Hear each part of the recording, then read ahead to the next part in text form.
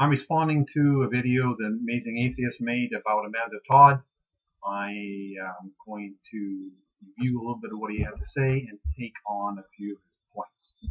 Overall, I like the approach that the Amazing Atheist has. He's coming up with some counterpoints on various subjects, including this one. I like the fact he has a different perspective, that he's questioning things. He's taking the story of Amanda Todd and saying, hey, what about the other people that also commit suicide? What about the other people who also suffer and die? What about why?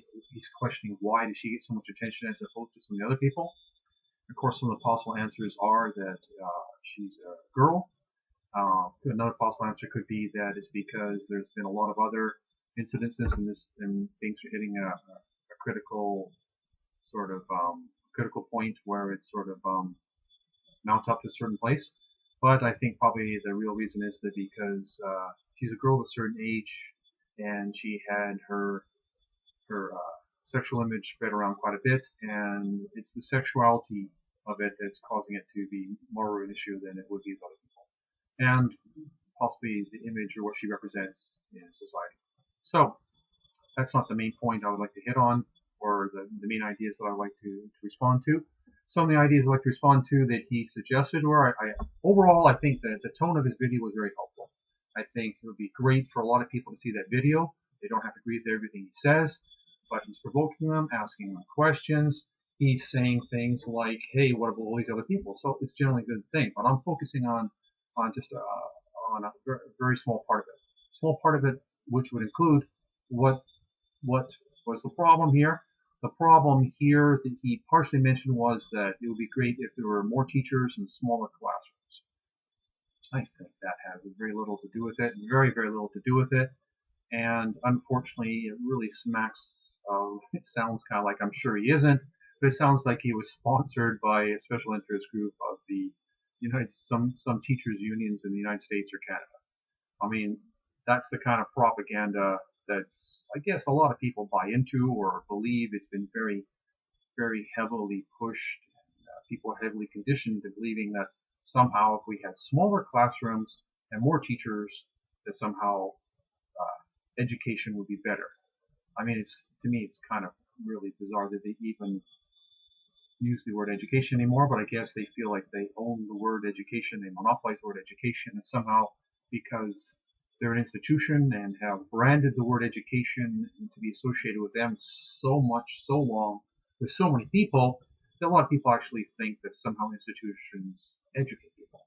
Well, I guess any word can mean anything, but if education means to draw the best out from within people, to actually treat people with dignity and maintain their natural learning genius and turn them into mega geniuses, I don't think they're doing that.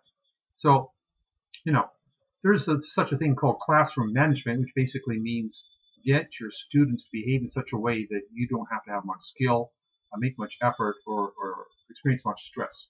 Classroom management is not about, awakening the emotional and social and political and financial and relationship genius inside each individual person according to their individual idiosyncrasies, their individual desires, their individual goals, their individual dreams, their individual skills, their individual talents. No, it's not about that at all. So that's about so-called education. Then there was the issue about what's the root cause. Well, I think that's the meaty subject, and that's what I'm most interested in discussing. What is the root cause to what's underlying situations like Amanda Todd and other people who have committed suicide? There's many people who haven't committed suicide, and you could say they might be traumatized or feel depressed or do self-destructive things like cutting themselves, taking drugs, smoking cigarettes, spending too long in school when they don't know why they're there, hanging around with people who really have no purpose in life. It's all a matter of degree, right? So, what is some of the dynamic that's involved? Some of the dynamics involved that can describe the surface of these kinds of events is one model say there's three different roles being played, and I think it's quite a useful perspective, that there's victims, victimizers, and bystanders. So victims are the ones that do harm, physically and verbally, emotionally, psychologically, politically, economically to others. And the victims are the ones that experience that harm. And then there's the bystanders, the people that are aware that something's going on, that there's victims and victimizers, and are doing little or nothing to stop it or to change it. So, what's interesting about that? What's interesting about that is the majority of the people in many cases are bystanders. So why are these people bystanders? Why aren't they proactively co-creating a win-win situation, if you want to call it that superficially, or a place where everybody thrives? It's because there's virtually no place for everybody to thrive in society, especially in institutional schools. Does a child enter school and people go, wow, you're a natural learning genius. You're a living human treasure. We want to maintain your individuality.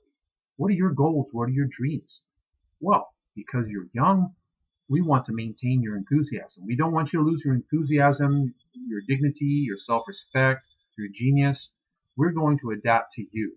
We're going to totally change our school system to have people there that care, that are creative, that have confidence, that have competence, and that have courage.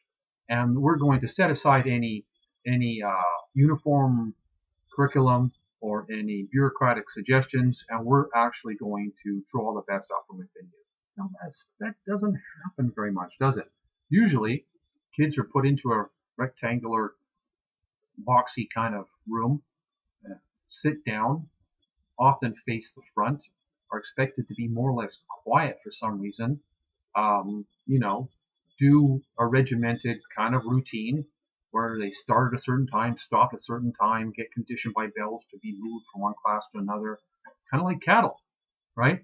And they're mostly slotted according to their day that their mother dropped them off, like their birth year or something.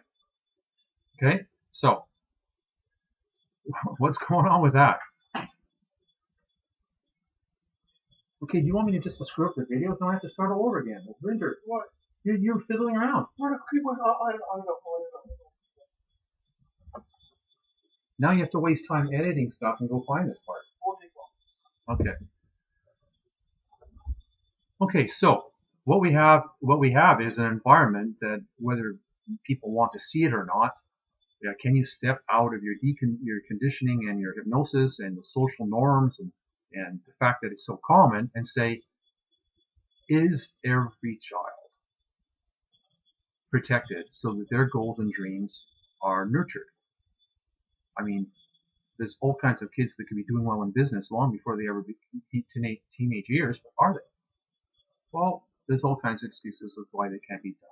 It basically comes down is that the people who are paid to provide value, supposedly, do not have the confidence, the creativity, the character, the courage, and the skill to do so, and they don't have the goal to do so.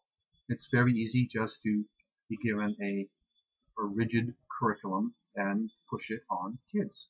Okay, so that's part of the symptoms. I'm just giving most schools as an example. And I've been to schools on 3 continents, private and public, post-secondary, so it's not, so I've never ever been in a school where there's even remotely been an educating environment or learning environment where the adults are seeking feedback from the parents and the students and are adjusting quickly.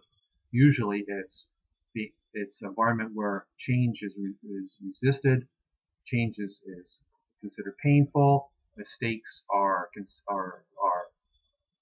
treated and conditioned as if they're unfortunate or bad. People tend to get slotted into certain categories as to how well they achieve in school, aren't taught that they can, basically change that as much as they want or to a great degree. So people tend to get what's called learned helplessness.